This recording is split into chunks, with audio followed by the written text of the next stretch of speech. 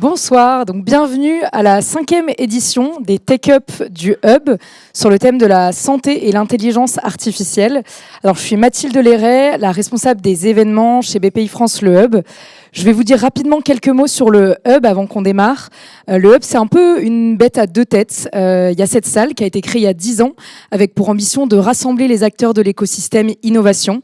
Tous les jours, on accueille des entrepreneurs, des investisseurs, des corporates, des VC pour des événements très variés pour se poser des questions sur toutes les problématiques autour de l'innovation.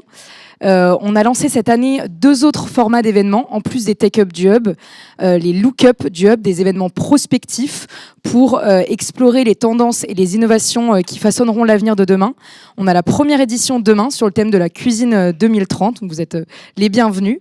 Et le 25 juin, la 2e édition des Catch-up du Hub, qui est un format plutôt de partage de bonnes pratiques entre pairs, cette fois-ci sur le thème du product. Le Hub, c'est aussi une équipe de 30 personnes. On est le partenaire opérationnel des startups investies par les fonds d'investissement Innovation en Capital Risque de BPI France. Donc on est une équipe de 30, on accompagne les startups sur mesure avec divers services. On est en accompagnement à des dirigeants via des operating partenaires, accompagnement au recrutement, au développement commercial en se faisant rencontrer des startups et des grands groupes, et également un accompagnement en communication visibilité, et on permet aussi à des communautés métiers de se rencontrer. Donc voilà, le Hub, c'est au sens global un écosystème qui permet à tout le monde de se rencontrer. Ce soir, la problématique, comment les startups réinventent-elles la recherche des laboratoires pharmaceutiques? J'ai le plaisir d'accueillir Vivien Londe qui nous vient de Microsoft France. Vivien, je te passe le micro. Merci.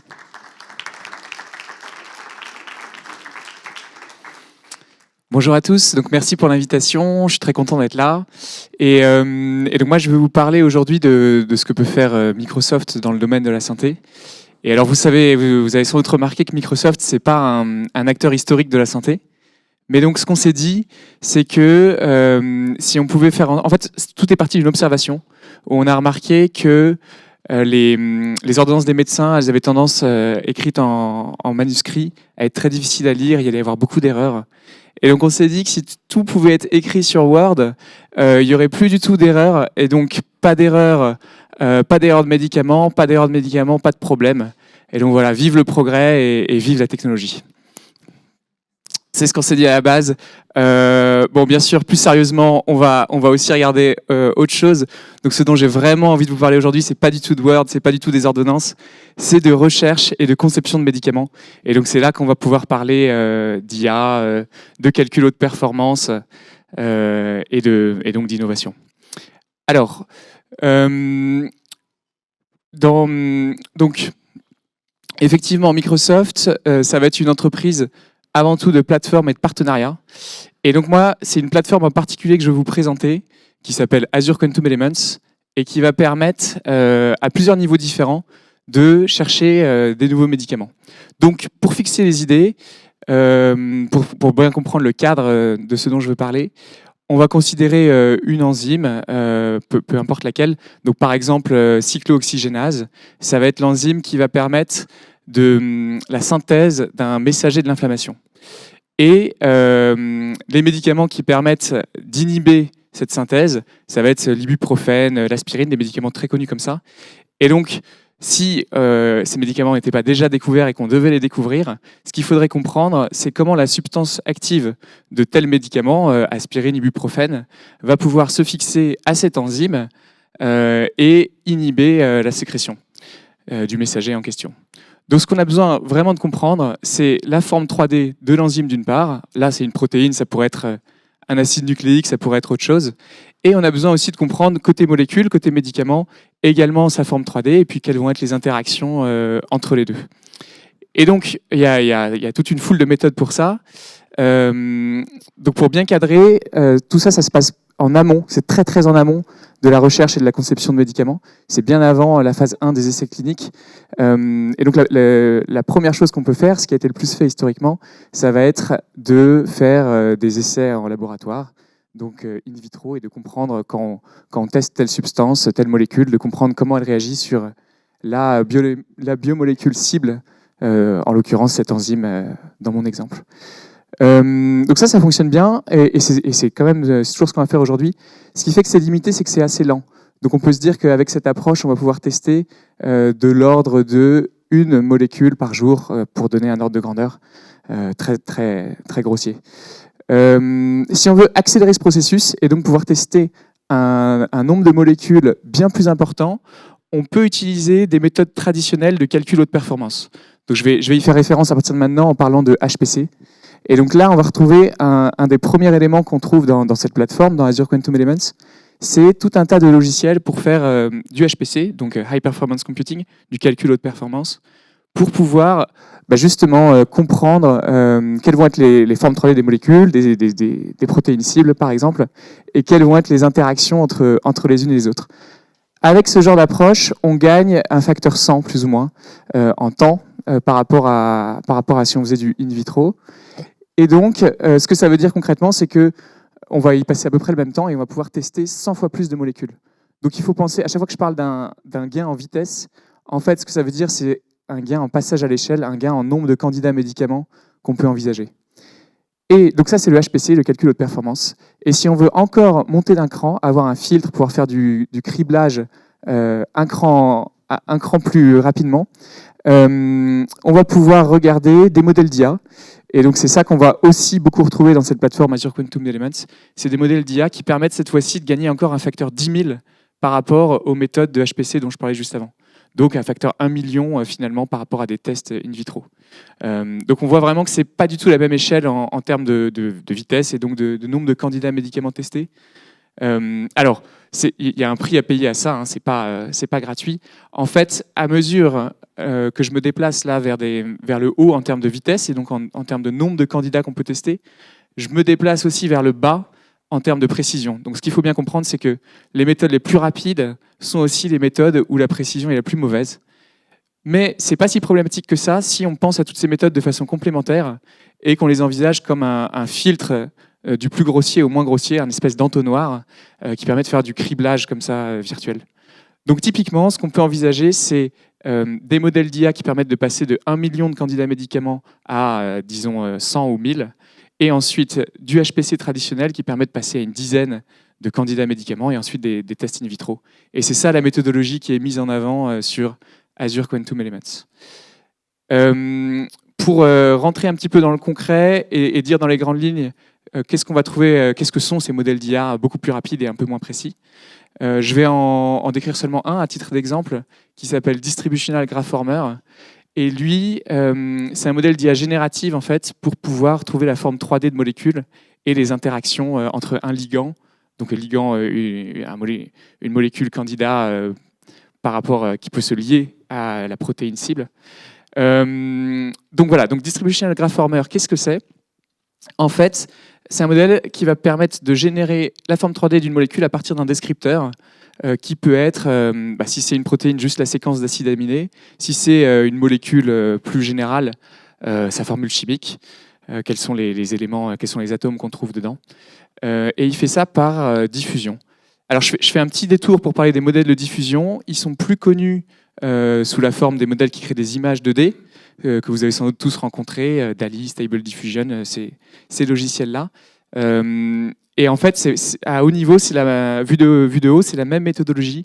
Donc l'idée, c'est qu'on a besoin d'un jeu d'entraînement assez vaste et on va apprendre au modèle à retrouver, dans le cas d'une image, l'image telle qu'elle est réellement, à partir d'images qui sont floutées. Et on le fait pour différents niveaux de flou. Donc au début, on prend toutes les images de notre gros jeu d'entraînement, on va toutes les flouter un petit peu, et le modèle doit apprendre à retrouver l'image d'origine. Ça, c'est une étape. Et puis on fait la même chose pour des niveaux de flou beaucoup plus avancés, et ainsi de suite. Donc on part d'un niveau de flou moyen, on floute beaucoup plus, et on demande au modèle de faire ce processus inverse, de retrouver le flou moyen à partir de la version plus floutée. Et c'est comme ça qu'on arrive à entraîner un modèle, donc pour les images, qui à partir d'une image entièrement floue, arrive à reconstituer une image qui ressemble à quelque chose, une vraie image.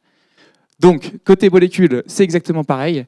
La notion de flou, ça va pas être de changer la couleur des pixels, ça va être cette fois-ci de déplacer un petit peu les atomes, ou les acides aminés si c'est une protéine. Donc on a cette même idée qu'un modèle de diffusion, on l'entraîne en apprenant au modèle à déflouter, à retrouver des molécules qu'on connaît déjà, qui existent déjà, et une fois qu'on a fait ça, on peut lui demander de générer à partir de quelque chose de complètement flou. Donc dans ce cas-là, c'est une distribution complètement indépendante et gaussienne, disons, donc une distribution très standard de tous les atomes. On va lui demander de retrouver une structure 3D de molécules. On n'est pas obligé de le faire sur juste un ligand ou juste une protéine cible. On peut le faire aussi sur les deux en interaction. Et là, on va arriver à avoir des idées de la liaison entre ce ligand et cette protéine cible. Donc voilà. Ça, c'était vu de haut le modèle de diffusion Distributional Graph Former, qui est l'un des modèles qu'on trouve dans cette plateforme, Azure Quantum Elements, et qui permet comme ça d'avoir cette accélération drastique, quitte à perdre en précision du nombre de candidats médicaments qu'on peut tester. Un dernier point que je voulais spécifier. Donc là, j'ai beaucoup parlé de la partie logicielle en parlant des modèles d'IA, et vous avez remarqué que mon point clé, mon leitmotiv, c'était le passage à l'échelle, c'était de dire que tous ces gains en vitesse, avec une légère perte de précision, on s'en servait pour faire un passage à l'échelle du nombre de candidats médicaments qu'on pouvait envisager. En fait, on a quelque chose de très similaire côté matériel, où on va également se concentrer sur le passage à l'échelle, essayer de pouvoir tester un maximum de candidats. Et ça, on y arrive de deux façons différentes. D'une part, juste en utilisant la taille du cloud, le fait qu'il y ait beaucoup de hardware disponible. Donc là, il n'y a pas beaucoup d'idées, c'est juste qu'on passe à l'échelle en utilisant beaucoup de hardware. Mais aussi en utilisant la flexibilité que permet le cloud. Et donc là, c'est un petit peu plus subtil. L'idée, c'est que dans toute cette pipeline, dans toutes ces charges de travail successives qui vont permettre la recherche et la conception de nouveaux médicaments, il y a des besoins en hardware très différents selon là où on se trouve sur la pipeline. Je donne deux exemples. Quand on est du côté haute précision et faible vitesse de la découverte, on va avoir typiquement besoin de machines virtuelles qui ont énormément de mémoire et de faire des calculs assez longs. Donc là, il va y avoir un orchestrateur qui automatiquement va pouvoir allouer ce type de machine virtuelle et faire en sorte que le calcul tourne jusqu'à la fin sur ces machines virtuelles. À l'opposé, quand on est en début de pipeline, quand on fait un calcul de DFT par exemple, Density Functional Theory, là, on va avoir besoin de faire énormément de calculs très courts et qui ne demandent pas particulièrement de hardware particulier. Et donc, il va être possible, avec la flexibilité du cloud, d'utiliser ce qu'on appelle, nous, chez Microsoft, des VM spots. Et donc, ça, ce que ça veut dire, c'est que ce sont des VM où on n'a pas, en tant qu'utilisateur, la garantie de pouvoir les utiliser jusqu'à la fin du calcul. Il est possible que le cloud récupère ces VM et que ça arrête le calcul à l'instant donné. Et en contrepartie, en tant qu'utilisateur, on va les avoir à seulement 20% du coût normal. On divise par 5 le prix. Et en l'occurrence, pour des calculs de DFT qui sont très courts et qu'on doit faire un très grand nombre de fois, de l'ordre d'1 million ou d'une dizaine de millions de fois, c'est absolument pas gênant parce que l'orchestrateur, donc au-dessus de toute cette pipeline, va automatiquement relancer un calcul lorsque ça arrive. Et donc en fait, quand on fait le bilan, quand on a finalement fait tourner notre million de calculs, on voit que on a multiplié le temps total de calcul par 1,001.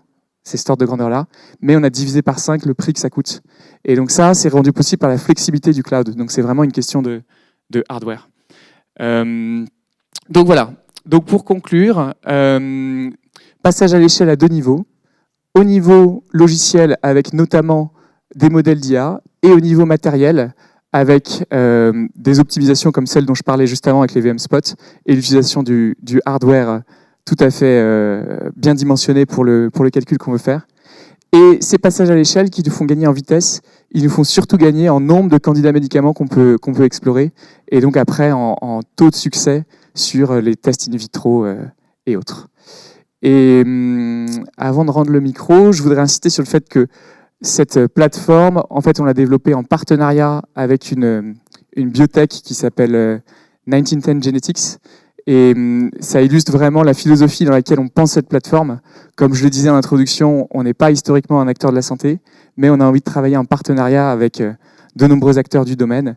Et nous, ce qu'on propose, c'est en l'occurrence cette plateforme qui permet le passage à l'échelle, comme je le disais.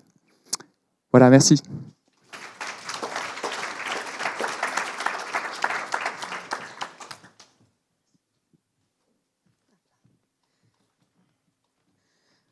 Merci beaucoup Vivien pour cette intervention. Et on ne prend pas de questions sur cette partie keynote, mais vous pourrez toujours discuter avec Vivien pendant le cocktail juste après.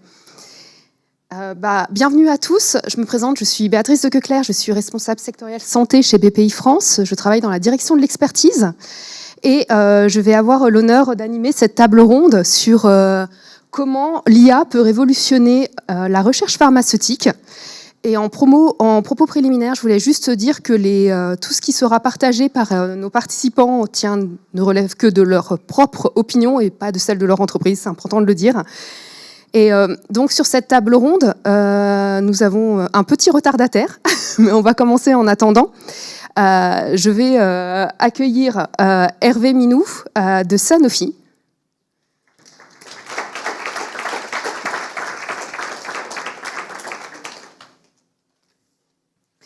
Et Maximilien Lévesque d'Akemia, qui, je précise, est une participation de BPI France. Voilà.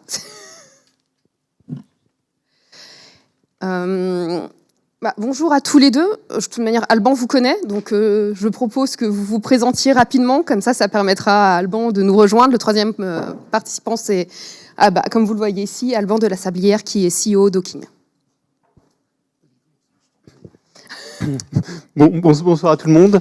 Merci à la BPI pour l'invitation. Merci pour l'introduction. Je m'appelle Hervé Minou, j'ai passé un peu plus de 20 ans dans la pharma. J'ai un background en chimie théorique et informatique. Maximilien connaît bien ça, la chimie théorique. Et mon rêve, quand j'étais en thèse, c'était de faire des médicaments. Donc, le meilleur moyen de faire des médicaments, c'est de rentrer dans l'industrie pharmaceutique. Et donc, j'ai rejoint cette industrie-là. Et ça fait depuis, au début, je faisais la modélisation, donc utiliser des modèles pour découvrir des médicaments. C'est un peu ce que l'orateur précédent a présenté.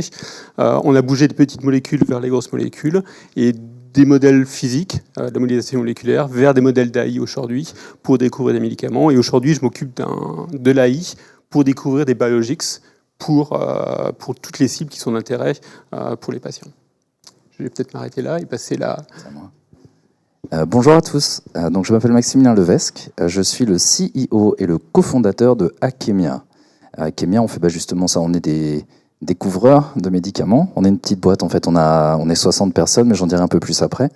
On a 4 ans, et pour vous donner un petit peu de mon background, avant Akemia, je dirigeais un groupe de recherche à l'École normale supérieure et au CNRS, donc pas loin d'ici, dans le 5e arrondissement, et je faisais de la physique statistique et de la physique quantique, appliquée au liquide. Et avant ça, j'ai travaillé aux universités d'Oxford et de Cambridge, au UK, et ensuite, avant ça, j'ai une thèse de physique quantique théorique au CEA, à Saclay. Et en fait, la petite histoire qui est derrière la création d'Akemia, c'est qu'en 2018, j'ai un prix de mathématiques pour une solution d'une équation bien connue, mais que personne n'avait réussi à résoudre.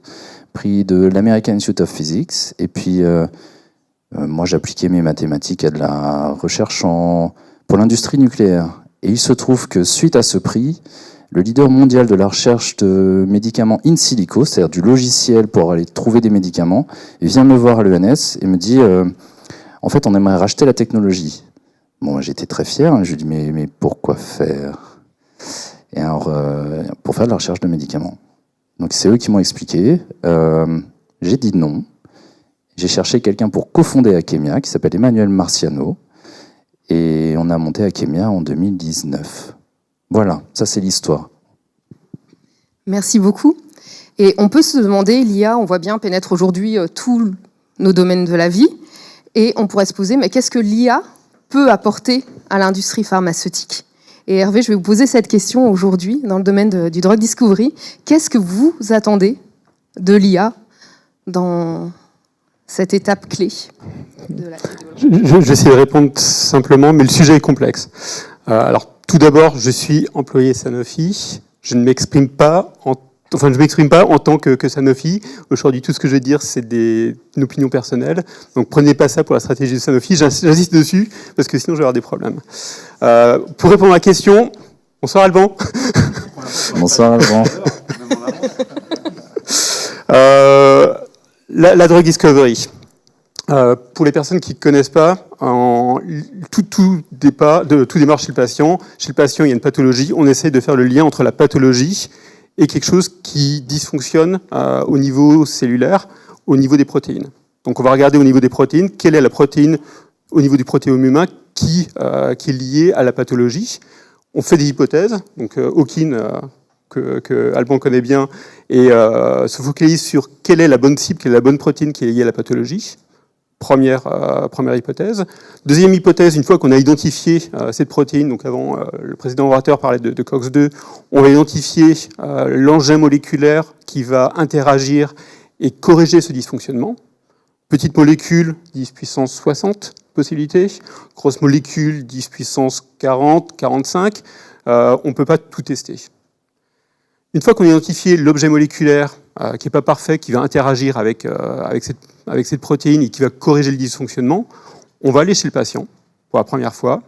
Et là, on va passer des essais vivo chez des animaux à des patients. Et la modification de la translabilité du vitro sur des protéines, sur des cellules, à des tissus, à des patients, elle n'est pas évidente. Et là aussi, on va faire des hypothèses. Est-ce qu'on va pouvoir se translater ou pas de l'un vers l'autre?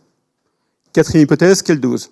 Quelle dose on va tester chez le patient? Il y a plein de possibilités. On doit avoir une fenêtre thérapeutique qui permettra d'avoir un effet sans avoir trop d'effets secondaires. Cinquième hypothèse, quel est le bon patient? La plupart des phases 3 échouent. Pourtant, il y a des effets qu'on voit chez certains patients, mais pas chez tous. On l'a vu avec les vaccins, on l'a vu avec le Covid. Tous les patients ne réagissent pas de la même façon à un virus, tous les patients ne réagissent pas de la même façon à un médicament. Et donc, on va faire des hypothèses, tel patient va pouvoir bénéficier de ce médicament. On va faire des hypothèses tout au long de cette chaîne de valeur, énormément, parce qu'il y a énormément d'inconnus à ce niveau-là. Quelle est la bonne cible? Quel est le bon produit? Et là aussi, on a plein de possibilités. Quelle est la bonne translabilité quel est le bon modèle vitro-vivo pour aller chez le patient? Quelle est la bonne dose et quel est le bon patient? Comme on fait plein d'hypothèses, on se trompe énormément. Et c'est pour ça que pour mettre un produit sur le marché, on doit à peu près dépenser un peu plus de 6 milliards en moyenne. Pour mettre un produit sur le marché, il faut 10 à 15 ans de drug discovery. Et la plupart du temps, quand on arrive en phase 1, c'est-à-dire premier essai clinique, on a 5 à 10% de chance de mettre le produit sur le marché. Parce que la plupart des hypothèses qu'on fait sont fausses.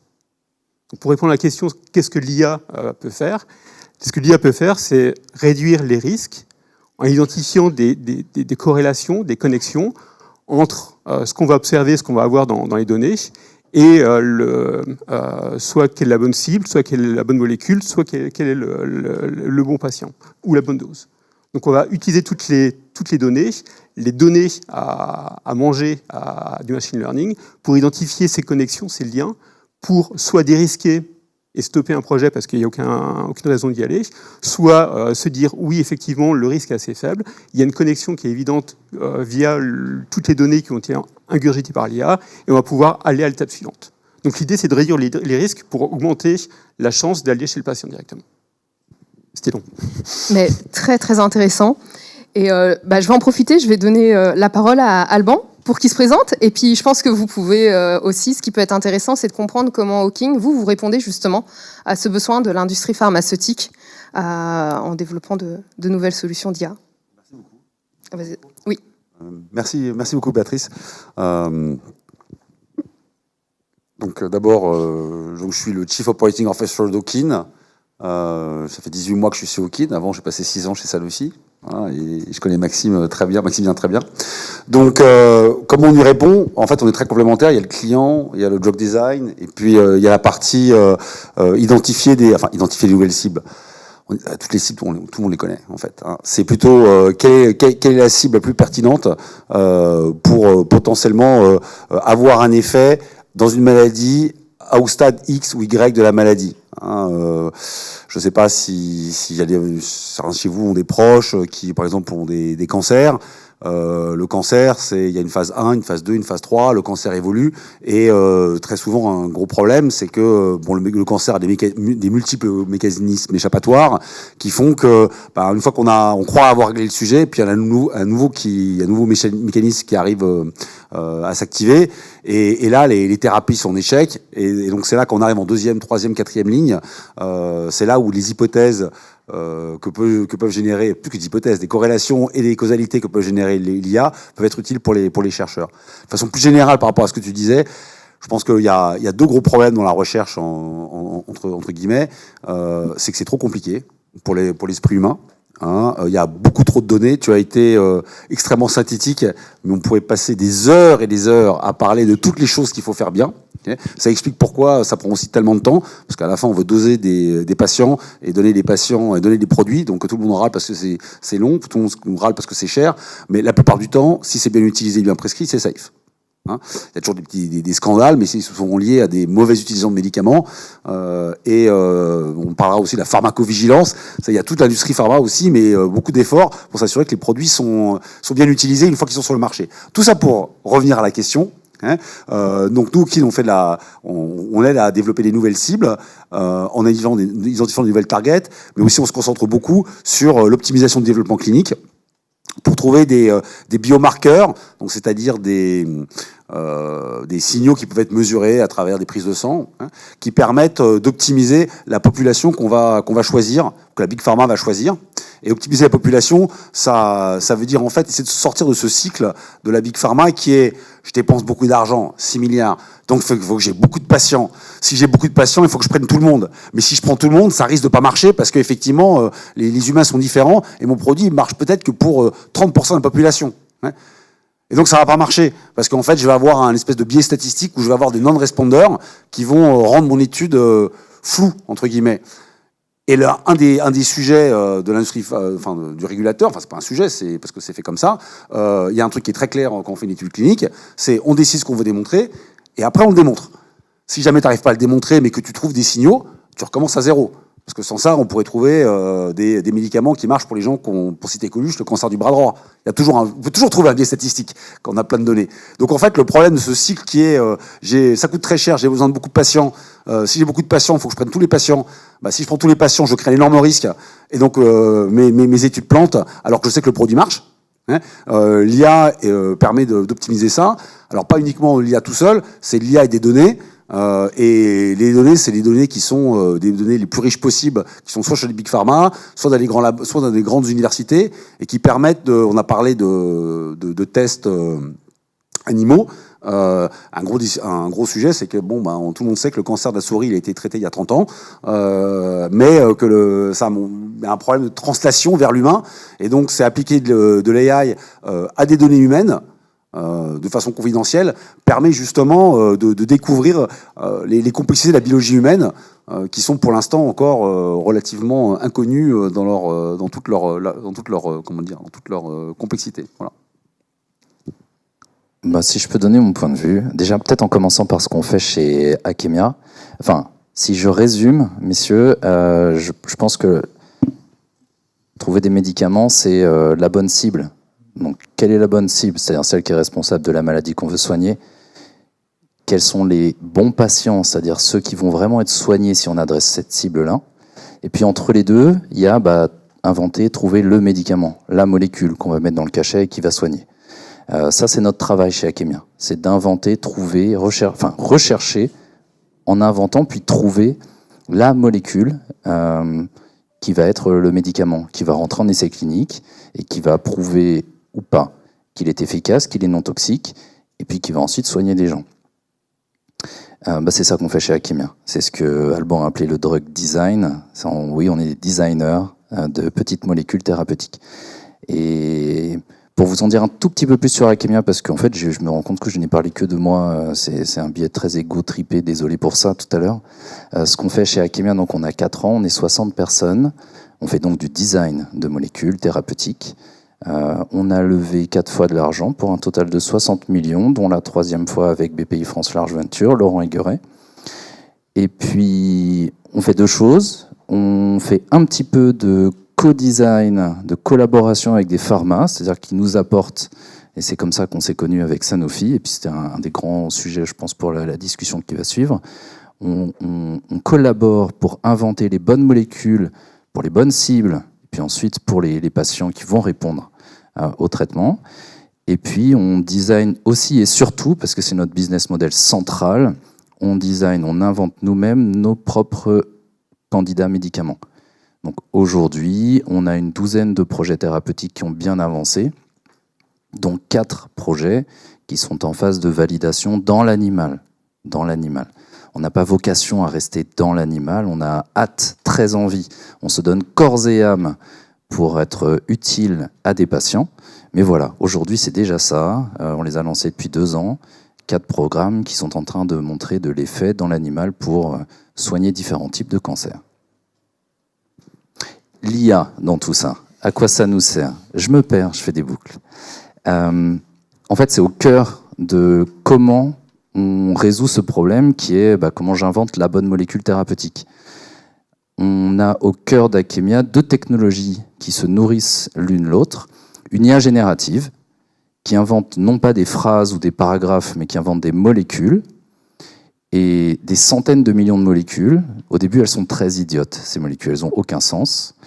Et ce qui nous rend unique au monde, parce que ça, plein de boîtes font de l'IA générative qui invente des molécules, ce qui nous rend unique au monde, c'est le fait que ces molécules sont testées par de la physique quantique et statistique unique au monde, qui vient de l'ENS et du CNRS, bon, il y a un petit cocorico, de la recherche fondamentale française. Donc c'est des mathématiques quantiques uniques au monde qui permettent de tester autant de molécules qu'on veut, avec une grande efficacité et une précision qui est assez unique au monde. Enfin, qui est en fait, pourquoi je mets un assez, qui est unique au monde. Donc en fait, cette IA générative invente plein de molécules, des centaines de millions, au début débiles. Et puis elles sont testées à l'échelle des atomes, justement la cible et la molécule, comment elles interagissent, comment ça fonctionne, etc. Par cette physique unique au monde qu'on est les seuls à avoir chez Akemia. Et cette physique donne du feedback à l'IA générative, qui donc ne s'entraîne pas sur de la data, qui en vrai n'existe pas, ou très peu, ou sur tout un corpus. Bon bref, ça n'existe pas, elle s'entraîne sur de la physique. Et cette IA générative, petit à petit, elle comprend la physique du système, c'est-à-dire de la cible, de comment ça fonctionne, du mécanisme biologique, et elle finit par inventer les bonnes molécules, qu'ensuite on va tester, d'abord dans des cellules, puis ensuite dans des animaux, et j'espère très bientôt dans des patients, pour les soigner. Ça répond un peu à ta question. Tout à fait. Et merci beaucoup à vous 3, parce que je pense que maintenant on comprend mieux quelle est l'utilité de l'IA dans la recherche thérapeutique. Mais on a maintenant une question quand même, parce qu'on parle de l'industrie pharmaceutique, à l'origine des biologistes, des chimistes, des grands groupes, très internalisés, et à côté de start-up, de scale-up, plutôt dans le domaine du digital. Comment vous réussissez à collaborer, à travailler ensemble? Quels sont, on va dire, aujourd'hui les drivers de votre collaboration? Et on vous a choisi parce que votre relation, elle est pérenne. Vous avez su travailler ensemble et développer, et c'est ce qui nous intéresse aujourd'hui. Est-ce que vous pouvez un petit peu en parler? Je commence. Juste, pourquoi est-ce qu'il y a des collaborations? Encore une fois, c'est mon point de vue, très personnel. Une société va définir sa stratégie. Dans sa stratégie, elle va identifier des gaps. Où est-ce que je peux m'améliorer? Où est-ce qu'il y a des choses que je ne peux pas faire? Une fois qu'elle a identifié ces gaps, comment est-ce qu'on les comble? Soit on développe la connaissance, de l'expertise en interne, soit on achète à l'extérieur, soit on va collaborer. C'est des différentes manières de combler les gaps qu'on a au niveau de la stratégie. Donc on définit la stratégie, ici et ici et ici, je ne suis pas bon, je ne sais pas faire. Comment faire pour combler ces trous? Une possibilité, c'est de faire de la collaboration avec des sociétés. On va regarder ce qui est disponible. Est-ce qu'une société a quelque chose qui est unique? On parle souvent de technologie de rupture. Est-ce qu'il y a une technologie de rupture qui permettrait de combler un gap au niveau des hypothèses qu'on fait, aussi bien au niveau de l'identification des cibles qu'au niveau de la conception des molécules, pour réduire les risques? Je parlais des risques avant, au niveau de la drug discovery, et en réduisant les risques, on va plus rapidement aller chez le patient et réduire les taux d'échec.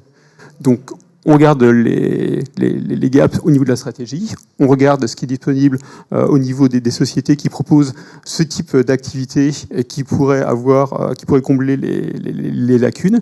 Et après, typiquement, on va faire une due diligence. On va évaluer la technologie ou les produits qui sont au niveau de ces sociétés et voir s'il y a une valeur ajoutée à intégrer par une collaboration, par un achat, la technologie ou le produit au sein du groupe. D'un point de vue assez high level, donc ça peut être de l'IA, ça peut être des produits.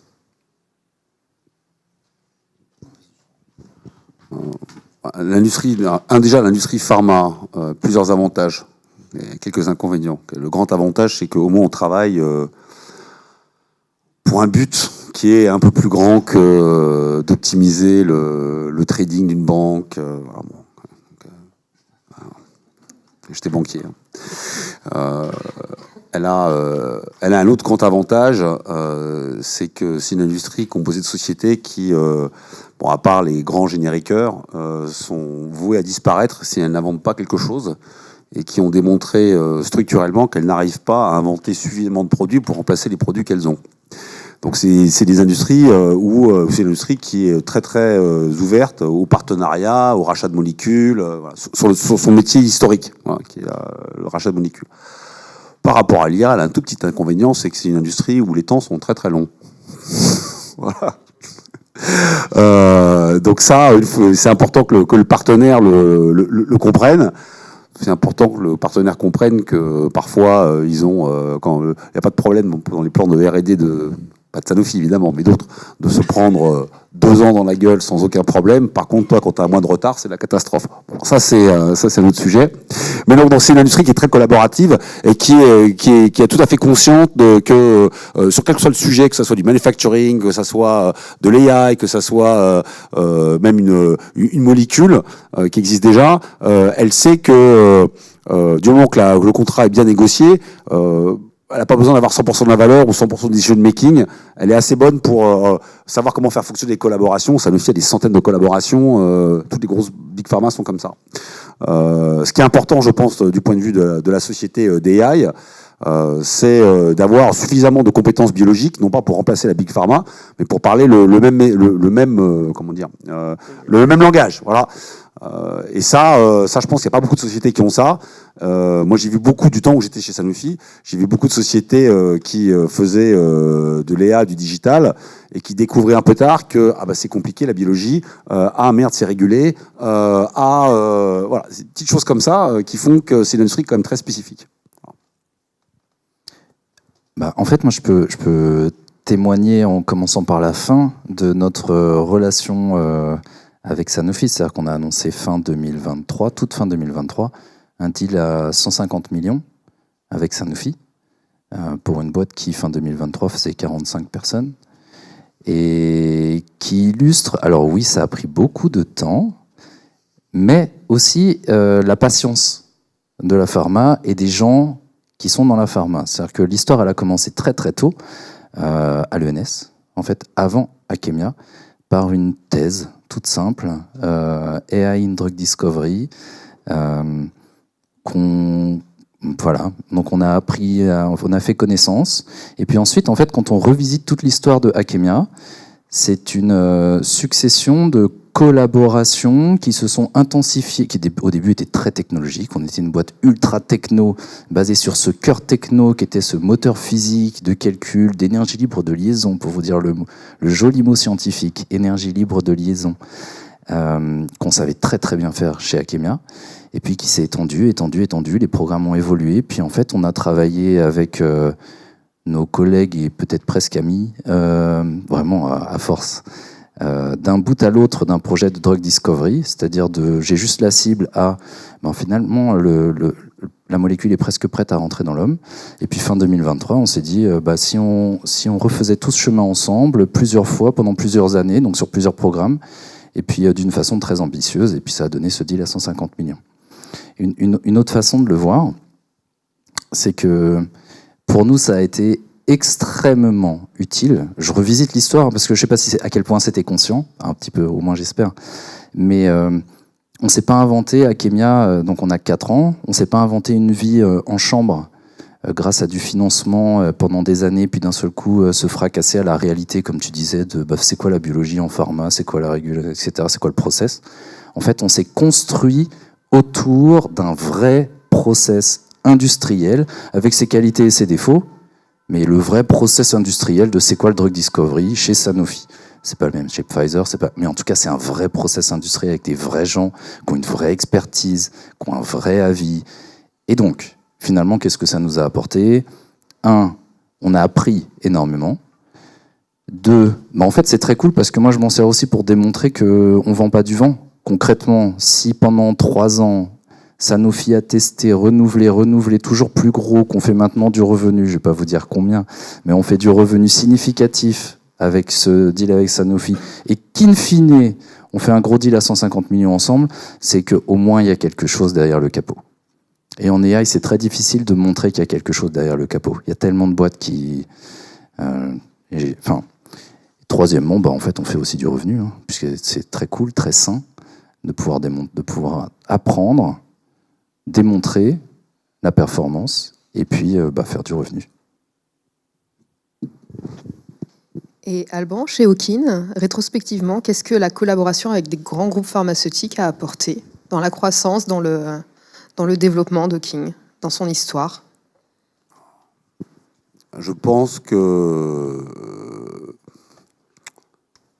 déjà pouvoir, sans ordre, hein, et pour ne pas reprendre tous les arguments tous les points qui sont excellents, y compris les revenus, je pense que motiver les troupes, parce que on est très rapidement dans le concret.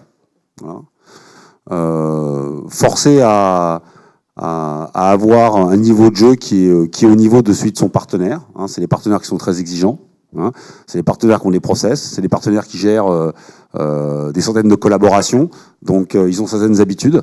Alors, certaines ne sont pas très start-up-like, mais c'est bien. Ça met un peu de rigueur dans le système. Et puis, évidemment... ce qui est super intéressant, c'est indépendamment de trouver des médicaments, d'optimiser le développement clinique. Il y a des publications, on fait dans les grands congrès scientifiques, on fait des présentations. Enfin, on apprend vraiment aussi ce qu'il y a de meilleur en termes de biologie ou de sélection de patients ou d'études cliniques de la part des big pharma. Donc c'est très intéressant. On apprend ensemble. Hein. Merci beaucoup. Et ça, c'est plutôt le côté positif, mais est-ce que vous pourriez aussi parler des freins que vous avez rencontrés, peut-être des... C'était horrible. C'était horrible. C'était horrible. Horrible. Mais aussi d'avoir des petits retours d'expérience ou des conseils au final pour les startups qui nous suivent ou qui veulent apprendre aussi comment travailler avec des grands groupes pharma. Je ne sais pas si s'il y a des choses, des petits retours d'expérience que vous pourriez donner les uns ou les autres. Pour moi, je suis souvent contacté par des startups qui me vendent l'IA et la boîte magique qui va tout faire.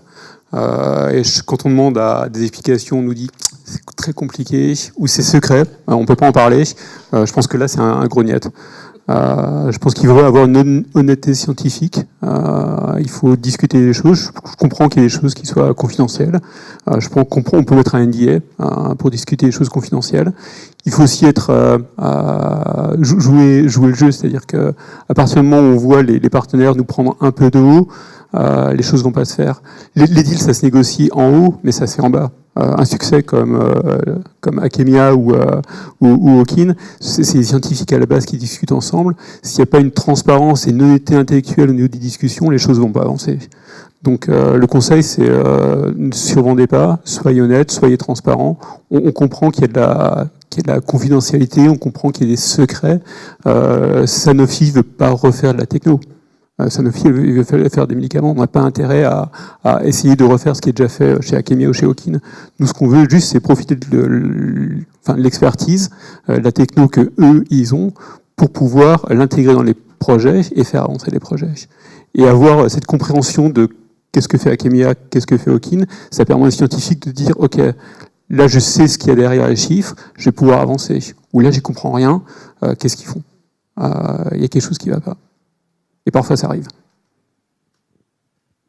Pourquoi c'était horrible? Non. Je pense que c'est en 3 points, moi. Il y a la lenteur, t'en as un peu parlé, Alban, mais c'est pour nous, ça n'a pas été tellement un problème. C'est vraiment, on s'est construit autour de autour de ça. Donc, c'est une sorte de stabilité dans le temps qui nous a été très utile. Par contre, comment dire? Alors, je vais être dur même. C'est-à-dire que toute la partie BD contractuelle a été horrible.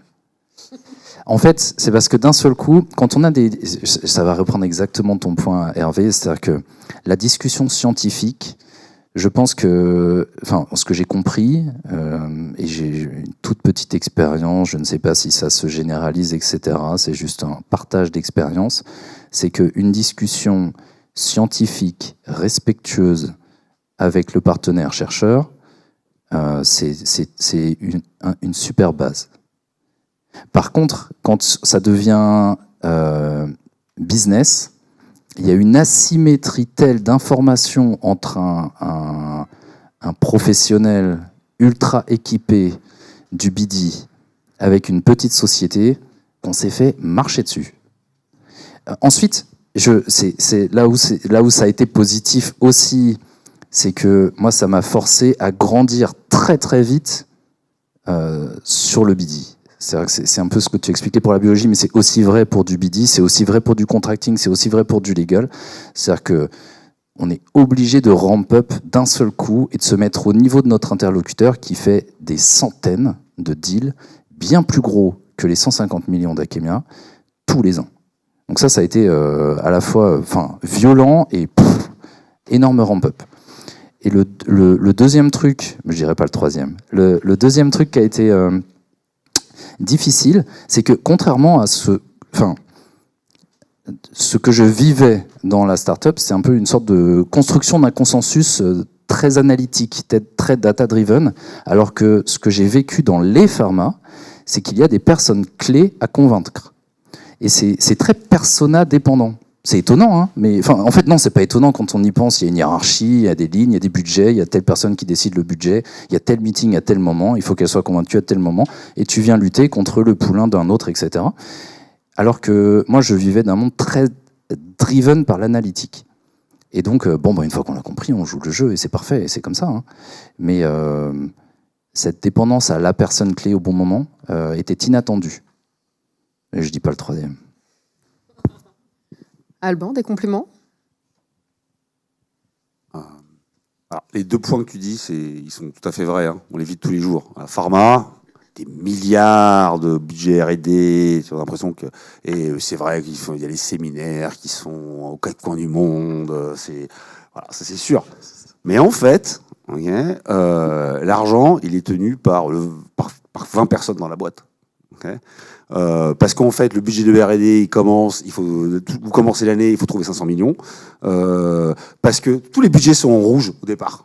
Hein, et donc en fait, personne n'a d'argent, tout est comité, et les gens qui peuvent faire les arbitrages et décomiter les budgets ou dire c'est super, c'est pas prévu, mais ça on va le faire, il y en a pas les masses. Hein, et donc effectivement, il faut à la fois c'est un peu comme dans le film Tenet, il faut avoir une approche en pince. Il faut effectivement convaincre de la robustesse de la science et engager les équipes qui, elles, vont faire le mémo, qui vont dire que ça marche bien, okay, et que le boss, il peut signer.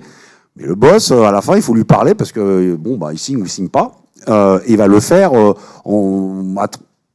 à la fois parce qu'il y a le bon feedback de ses équipes, parce que c'est par rapport à sa vision, mais parce que il aime bien Maximilien et trouve que c'est un mec à qui on peut faire confiance. Cet aspect-là, si on l'a jamais vu, c'est un peu compliqué de cocher la case. Le contracting, le BD, c'est l'horreur. Okay. Moi, je dis toujours à mes équipes, écoutez les gars, si vous voulez, ils sont 100 000, on peut faire des meetings jusqu'à l'an 3000. Hein. Voilà. Et puis le meeting, et puis alors ces techniques de négociation qui sont atroces parce que ils vous disent pas tout au départ, il y a toujours un nouveau point. Sur les économiques, il faut vraiment, si vous avez un contrat à faire avec Big Pharma, vous n'en avez jamais fait, prenez conseil, hein, parce que par exemple, il y a il y a un non-dit en pharma, hein, qui est que il y a 4 petites pages dont on ne va jamais parler jusqu'à la fin, qui s'appellent les termination clauses. J'aurais dû D'accord. te parler Et ça, avant. tu crois que t'es fini, t'as fait 50 pages, 150 pages, tu crois que t'es bon, et puis tu dis, ah bah tiens, en fait, on va discuter de ce truc, et qu'est-ce qui se passe si tu fais faillite, et je te prends tout, et tout revient chez moi, voilà. Et ça, c'est un petit peu anxiogène. Hein.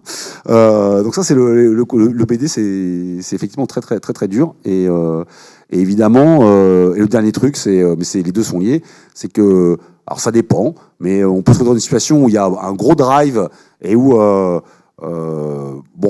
c'est compliqué, mais ça se passe bien. Et puis on peut se retrouver dans une situation où, ouais, il y a gros drive, mais en fait, vous avez en face de vous une équipe de BD qui comprend rien du tout à ce que vous faites et qui fait la tournée des popotes en interne pour savoir what great looks like. Et vous vous retrouvez avec, c'est même pas un contrat, c'est une vue de l'esprit de ce que devrait être le meilleur contrat possible de BD. Et là, petite boîte essaye de progressivement de chip away tous les points. Et alors là, il y en a pour 6 mois, quoi. Alors. Donc, beaucoup de patience. Ah bah c'était mon troisième point en fait. C'était mon troisième point, c'était le côté... c'était un argument de Bidi que j'avais mal pris. Vraiment, j'ai appris ce que c'était que la négociation. Merci Vincent. Là, je pense qu'on est en train... C'était sur les clauses de changement de contrôle. Je pense qu'on est... Et il me dit, je pense qu'on est en train de s'enliser, tout le monde s'épuise. On se reparle dans 6 mois, le temps que tout ça sédimente. Je me suis liquéfié. Mais littéralement. Je me souviens, j'étais dans le TGV et je me suis liquéfié. Parce que 6 mois pour Sanofi, bah oui, c'est pas grand-chose. Il se passe plein de trucs, hein. Ils sont 100 000. Mais 6 mois pour Akemia, moi, ça mettait en cause la levée de fonds, ça mettait en cause tout. Et donc, mais non, Vincent, on va y arriver, etc. Je vais faire un effort, etc., etc. Mais donc, ouais, le temps joue contre les petites structures au moment de la négociation. Et du coup, juste en question un petit peu d'ouverture, aujourd'hui, l'IA, on est sur l'IA générative, demain on sera sur l'IA, je ne sais pas trop quoi, je ne suis pas une spécialiste de l'IA, donc je ne vais pas m'aventurer. Mais comment vous voyez l'évolution justement de vos startups au final, de l'IA par rapport à tout ça, et comment elles peuvent continuer à accompagner l'industrie pharmaceutique ? Alors moi, je vais être très clair. L'IA, pour moi, pour nous, chez Akemia, c'est un moyen. C'est notre edge pour inventer des molécules thérapeutiques. On ne veut pas être une boîte qui vend de l'IA du tout. On veut être une boîte qui délivre des médicaments at scale, qui en fait, qui les met en clinique et qui les fait avancer en clinique. Et pas qu'une fois, des douzaines de fois. Donc, c'est un outil extraordinaire. Pour nous, c'est notre edge de GenAI physique. Mais c'est vraiment un moyen. Ensuite, voilà. Et juste du côté des grands groupes, on a parlé des partenariats. Comment vous voyez justement l'évolution de ces partenariats avec les startups de l'IA ? Alors, ce que je disais avant, si une techno est intéressante, qu'on ne peut pas la développer en interne parce qu'on n'a pas le temps, parce qu'on n'a pas l'expertise, parce que c'est compliqué aussi de convaincre des talents de venir dans des grands groupes. D'un point de vue culturel, aujourd'hui, il y a beaucoup de personnes qui disent « Moi, je ne vais pas aller dans un grand groupe, je préfère aller dans une start-up ». Donc, pour travailler avec ces personnes, c'est aussi un moyen de pouvoir bénéficier de leur expertise, de leur savoir, en collaborant avec des start-up. Donc, pour nous, c'est un moyen d'avoir de la technologie, d'avoir accès à des talents qu'on ne peut pas avoir forcément en interne, de tester des choses, d'évaluer des choses, avant de se dire, OK, là, il y a quelque chose qui est vraiment concret, est-ce qu'on peut le transplanter en interne ou pas? Et du coup, on va continuer à collaborer avec des boîtes d'une manière ou d'une autre. L'IA, dans l'image, dans le texte, dans la vidéo, ça a été possible parce qu'il y a énormément de données qui sont disponibles dans le domaine public. Pour la pharma, il y a très peu de données disponibles dans le domaine public. Donc avoir des partenariats avec des startups qui ont des technologies, des architectures d'IA qui sont un peu particulières, ça leur permet également d'avoir accès à des informations, des données auxquelles eux n'ont pas accès, et qui leur permettent d'évaluer, de tester leur modèle. Donc il y a aussi ce partenariat, cet échange de connaissances, mais échange de données. Vous avez une architecture qui est intéressante, on a des données qui vous intéressent, on peut aussi travailler sur un échange réciproque. Donnant. Alban, un dernier mot avant qu'on passe aux questions ? Je pense que parce que le temps de développement d'un médicament prend du temps, parce que les gens ne le voient pas dans leur vie de tous les jours, même en quoi un médicament, on ne sait pas s'il était fait ou pas avec de l'IA, et donc c'est un peu difficile de toucher ça du doigt.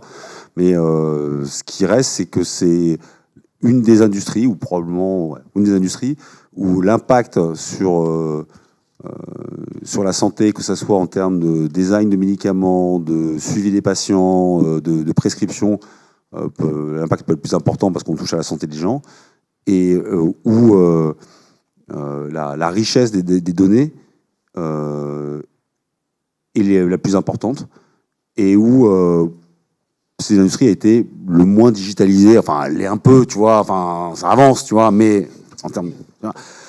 Donc moi, je pense que, alors je sais pas s'il y aura une cliff, si ça va être progressif, mais je pense que dans 10 à 15 ans, la pharma en général aura totalement changé son business model. Enfin, en tout cas, ça aura un énorme impact. Les temps de développement sont divisés par deux. La façon de discuter, il y aura plus de rep qui viendront voir les médecins. Tout sera digitalisé. Vous aurez une prescription automatique où il y aura des chatbots qui remplaceront le médecin en grande partie. On n'aura plus besoin d'avoir un médecin, soi-disant, parce que c'est un médecin. Alors que la réalité, c'est comme partout, hein, il y a les bons et les mauvais, quoi. Et que je préfère avoir un chatbot qui met tout le monde au même niveau.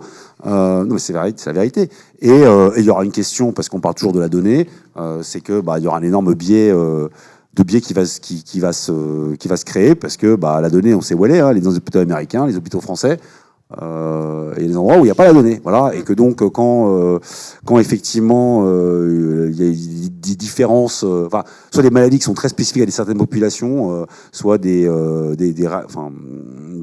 endotypes qui sont spécifiques à certaines populations. Alors ça, je sais pas qui va la créer, cette donnée. Bon, mais ça, c'est mon côté positif.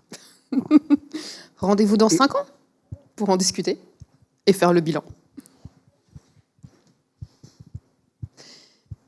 Merci beaucoup, et on va passer aux questions-réponses.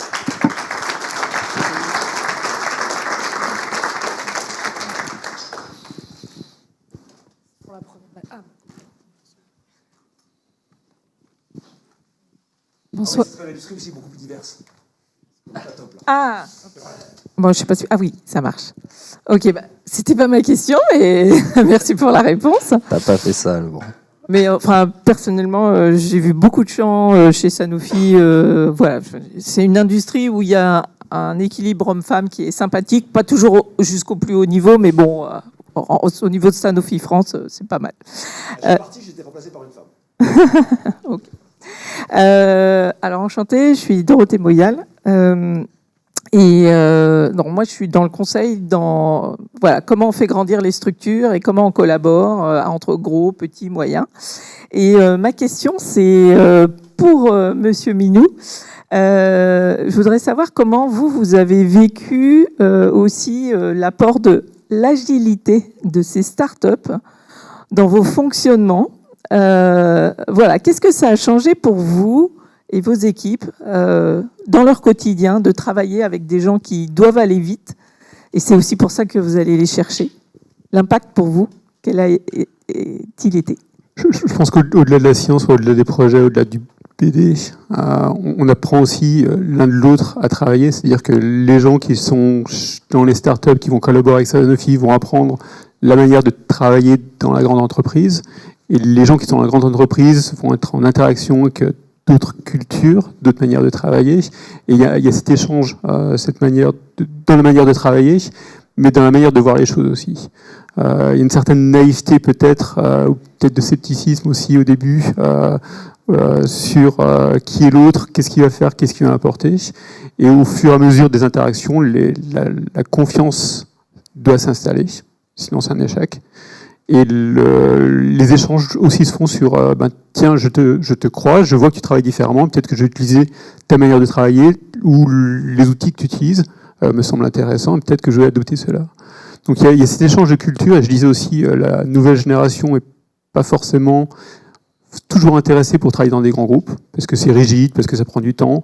Ils préfèrent certains aller dans les startups, et pouvoir interagir avec ces gens qui veulent pas rentrer dans les grosses boîtes, pouvoir voir leur façon de penser, leur agilité, ça aide aussi.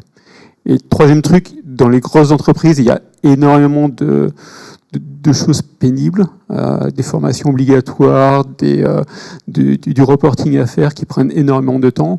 Je pense que dans les startups, il y a beaucoup moins ce type de contraintes et ça leur donne aussi plus de temps pour faire autre chose. Donc c'est aussi bénéfique pour la collaboration d'avoir des gens qui se focalisent uniquement sur une chose. Donc ça a été aussi une sorte de soupape aussi sur certains sujets. Ça permet de dire, regardez comment ils font, ils s'en sortent bien, pourquoi on ne ferait pas pareil? Merci.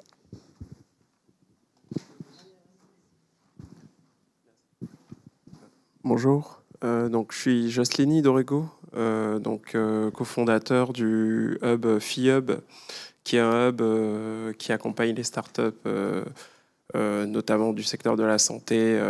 Depuis l'Afrique, on l'a créé l'année passée. Et puis, bon, je vais venir. Donc, j'ai une expérience d'abord médicale et ensuite d'accompagnement des startups, un peu comme l'intervenante précédente.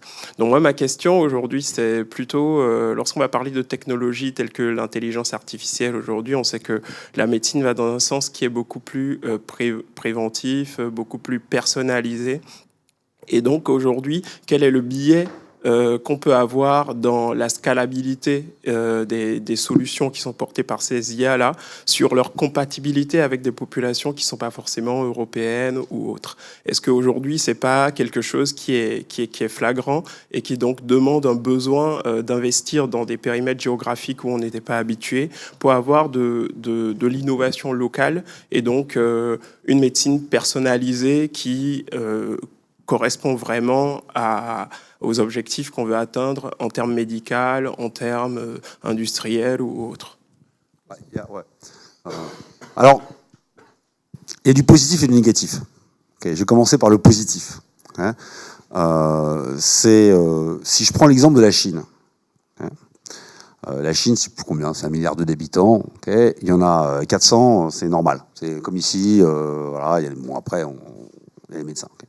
Mais il y a 500 millions de personnes qui ne verront jamais un médecin qualifié. C'est sûr, ils le savent. Okay. Donc ils ont développé, et je pense que Sanofi travaille pas mal là-dedans parce que vous avez un gros business en Chine. Il y a tout un écosystème de comment on arrive à toucher les populations dans des villages ruraux, dans les petites villes, avec de l'AI, en s'assurant que le niveau est le bon. Hein, et que parce qu'il y a beaucoup, je parle de la Chine, donc il y a plein d'endroits en Chine où le docteur il est le niveau d'une infirmière lambda dans un autre pays, hein, il n'en sait pas plus. Hein. Donc ça, surtout ce qui est s'assurer qu'il y a une médecine préventive, que la qualité du diagnostic est le bon. Je pense que à la limite, quand on part de pas grand-chose, ça évite le corporatisme et de dire ah non mon Dieu, il faut un numerus clausus, un médecin derrière qui signe le papier. Et la donnée patient, toute sa carte vitale, personne n'aura y touché, voilà, même s'il y a un coût énorme sur la société. Donc moi je pense qu'il y a un énorme potentiel et je vais pas, je termine, hein, je vais pas faire les tartes à la crème, mais enfin c'est évident qu'il y a certains continents, dont l'Afrique, qui dans les télécoms avaient le même problème, et ils ont complètement sauté une étape. Voilà, donc ça c'est super.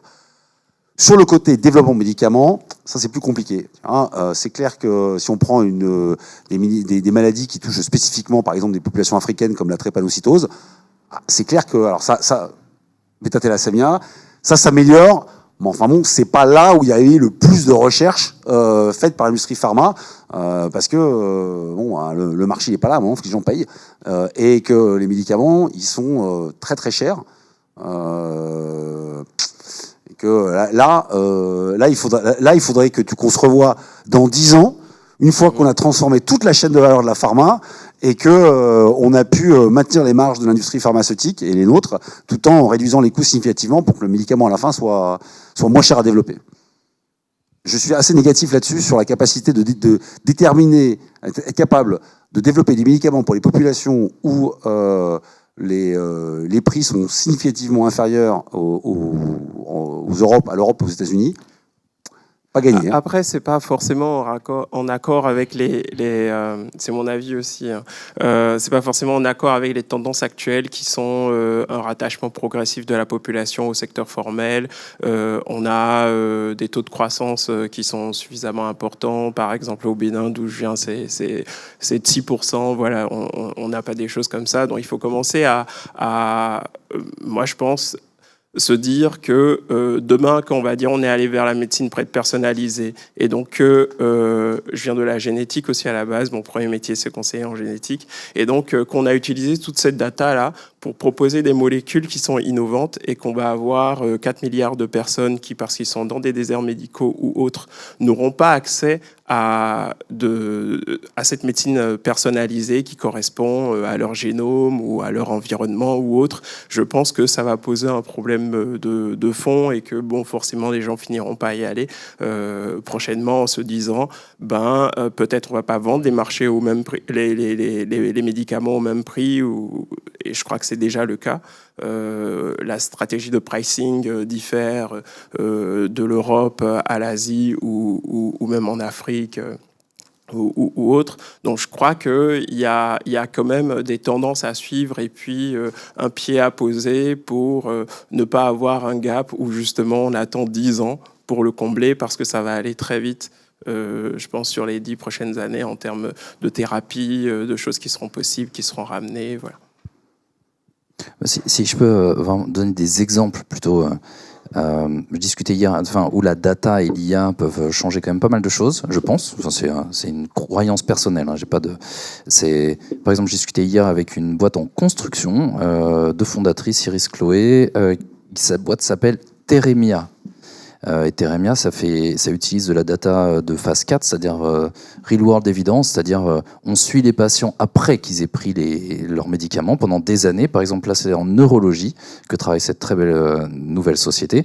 Et puis, ils réanalysent tout ça et ils retournent voir les pharmas en leur disant, en fait, pour telle catégorie de population, par exemple les femmes, par exemple les fumeurs, par exemple les gens qui vivent au cœur des villes très polluées, en fait, on suggère de faire un autre dosage de votre... Donc, ça adresse pas le point géographique là, mais la real world evidence, toute cette data, recrunchée avec des méthodes nouvelles, permettra, en tout cas selon ces deux cofondatrices, d'adapter les médicaments d'aujourd'hui à des populations pour lesquelles ces médicaments n'ont pas été faits à l'origine.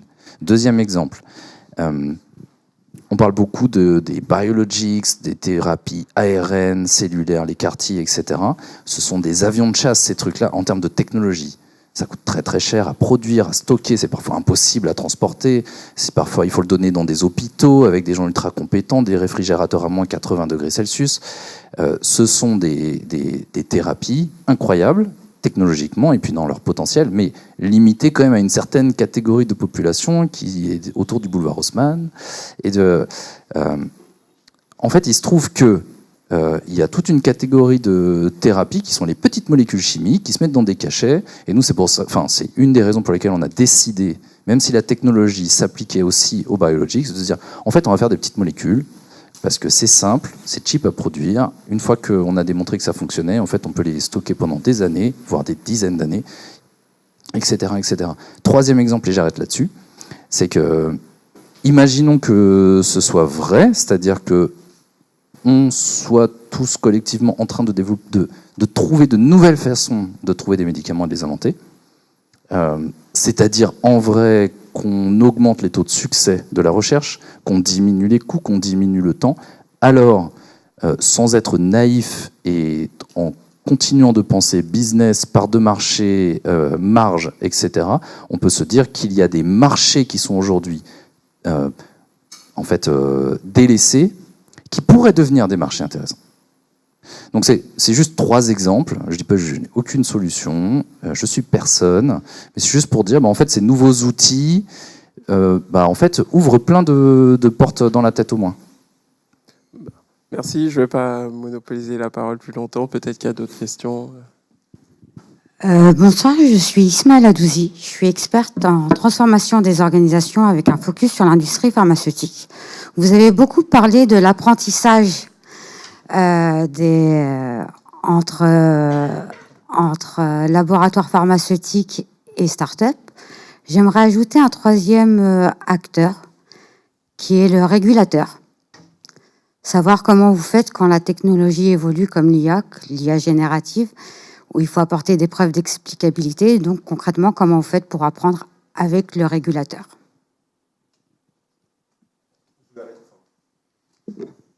Moi, je suis toujours normand, il y a du bon, il y a du mauvais, quoi. Tu vois, le bon, le régulateur, tant que ça va plus vite et que tu peux lui démontrer que c'est aussi efficace qu'un essai clinique ou qu'un essai, qu'il y a toujours un comparatif par rapport à ce qui sait déjà. Soit que tu améliores la façon de faire, soit, mais qu'à la fin il y a toujours les tests chez l'humain ou chez les animaux et qu'il a les données standards qui regardent, c'est bon, il est tout à fait d'accord, il est pour aller plus vite. Le jour où il faudra dire, écoutez, on va faire des produits approuvés en phase 3 sur la base de cohortes virtuelles, alors ça, à mon avis, ça va prendre un certain temps, et je suis pas sûr qu'il y ait beaucoup de gens dans la rue qui soient d'accord pour faire ça, parce qu'eux aussi voudront comprendre, et comme ça sera pas possible de l'expliquer, ça sera un peu dur. Mais tu vois ce que je veux dire, c'est tout dépend. Tant que l'AI arrive à accélérer l'existant, mais que le process est toujours le même, et que c'est le même process depuis 100 ans où on va tester les patients, si c'est mieux choisir les patients, mais designer un meilleur produit, ça, je pense que le régulateur est super supportif. Le jour où il peut aller très vite, tu vois. Et par exemple, si je prends l'exemple de l'ARN messager, ils ont été super rapides, mais ils n'ont pas pris de risque. Mais sauf que à la fin, il y a quand même eu des tests chez l'humain pour vérifier que ça marchait. Et ça, ils ont facilité le test, mais ils n'ont pas dit finalement ce coup-là, le monde est en danger, donc vous ferez ça sur 100 patients. Ou sur des patients virtuels. Et là, je pense que le régulateur, il sera beaucoup plus prudent là-dessus, parce qu'à la fin, on joue avec la vie des gens, quoi. Ouais.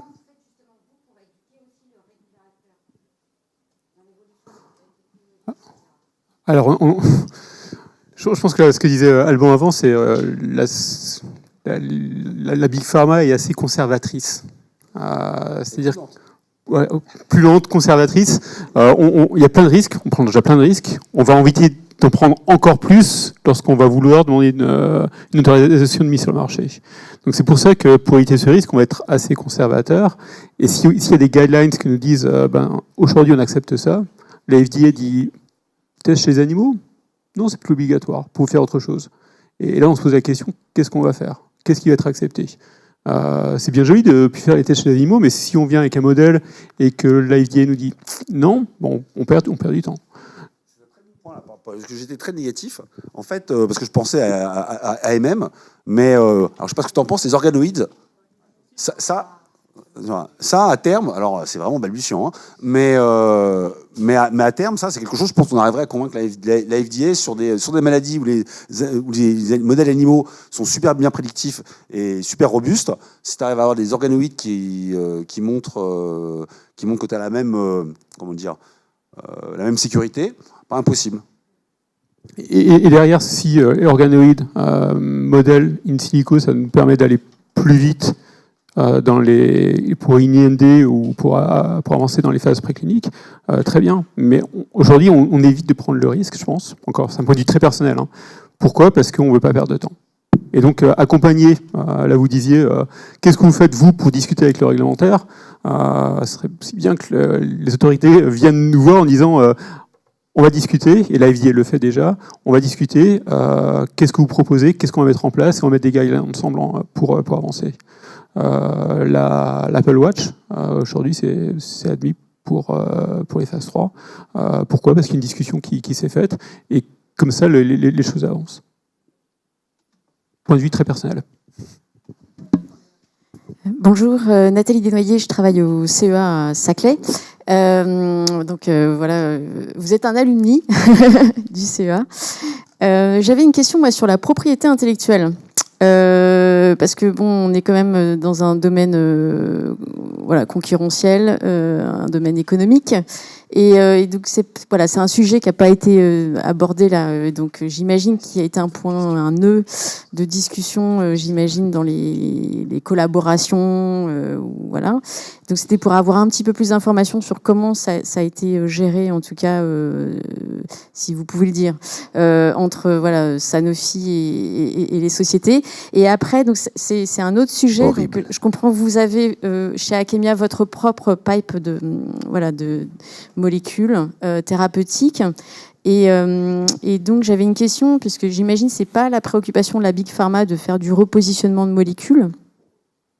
Est-ce que ça pourrait l'être pour des biotech Est-ce que si il y a un modèle économique pour ça, et si vous pouvez. Alors je peux commencer sur l'IP. Déjà, elle n'appartient pas à Akemia, elle appartient au CNRS, à l'École normale supérieure, à Paris Sciences et Lettres et à Sorbonne Université. Et Akemia a eu une licence exclusive mondiale et tout domaine d'utilisation de cette IP. Donc en vrai, elle vous appartient à vous, puisque j'étais fonctionnaire, payé par vous et les impôts, quand j'ai inventé la techno qui est au cœur d'Akemia. Ça, c'est pour la techno cœur, truc physique et mathématique. Et il se trouve qu'on a eu, je ne sais pas si c'est de la chance ou si c'est un signe du changement d'époque, le transfert de technologie qui s'est fait entre le CNRS et Akemia a été exemplaire. Je ne dis pas ça du tout pour faire plaisir. Je n'hésite pas à dire quand les choses ne vont pas. Il a été exemplaire. Donc ça a été facile. Moi, j'ai le droit de sortir du CNRS et de prendre ce chapeau de cofondateur et CEO d'Akemia. En échange, le CNRS prend des royalties hyper fair, fait une licence exclusive mondiale tout domaine, il n'y a pas de sujet, et prend une partie du capital. Et il se trouve qu'ils ont même revendu une toute petite partie la petite partie du capital et que ça leur a... Pardon, c'est très égotique, mais j'ai remboursé comme ça, comme si j'étais resté toute ma vie et plus au CNRS, en termes de mon salaire. Une fois qu'on a dit ça, oui, au moment en fait, cette clause typique, qu'est-ce qui se passe si vous fermez la porte ou si vous êtes racheté par une autre boîte?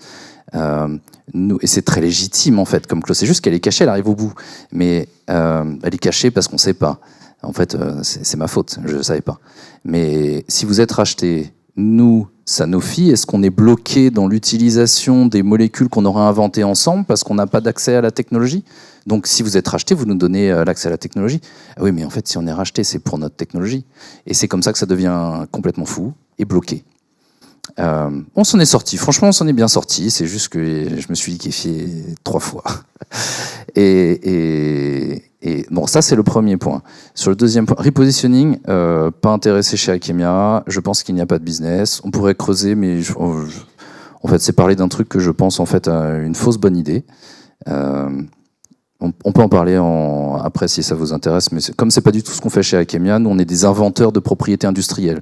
Donc ce serait bizarre qu'on se dise qu'on va aller trouver de la valeur dans de la propriété industrielle que d'immenses experts de la recherche de médicaments auraient laissé passer, et que nous, avec notre génie et notre lait autour de la bouche d'enfants du drug discovery, on aurait dit...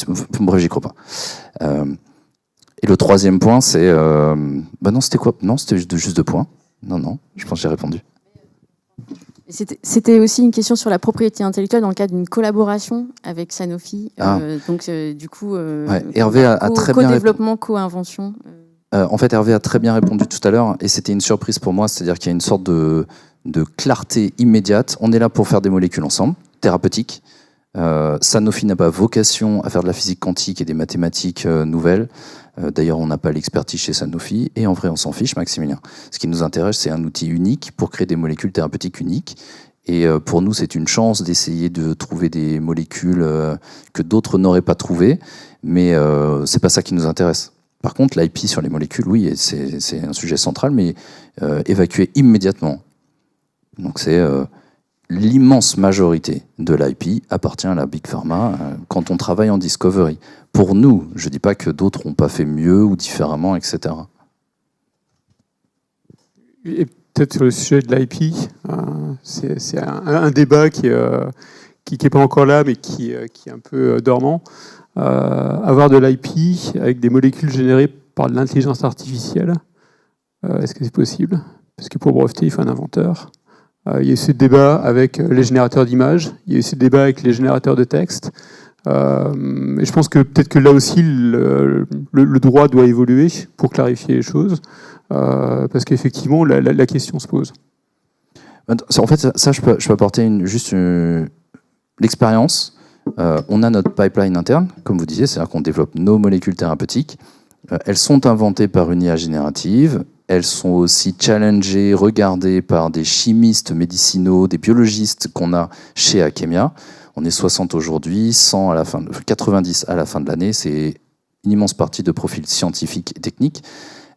Et on a des brevets sur nos molécules. À aucun moment il y a marqué que c'est trouvé par de l'IA ou par... Tout le monde s'en fiche, c'est pas le sujet en fait. C'est de l'IP sur une molécule, pour une cible thérapeutique donnée, pour une indication thérapeutique donnée. Et c'est comme le régulateur finalement. Est-ce que c'est son job de savoir que c'est l'esprit génial de notre chimiste génial Rose Host qui a inventé la molécule, ou est-ce que c'est une IA générative? Peu importe. C'est une molécule qui va soigner des gens. Pour nous, ça a été très simple. Je m'attendais à en effet des complexités, ouvrir des portes. Pas du tout. Pas du tout. C'est des brevets thérapeutiques normaux. Merci beaucoup. On va maintenant passer au cocktail. Merci beaucoup. Enfin, au cocktail. Et merci beaucoup à vous trois.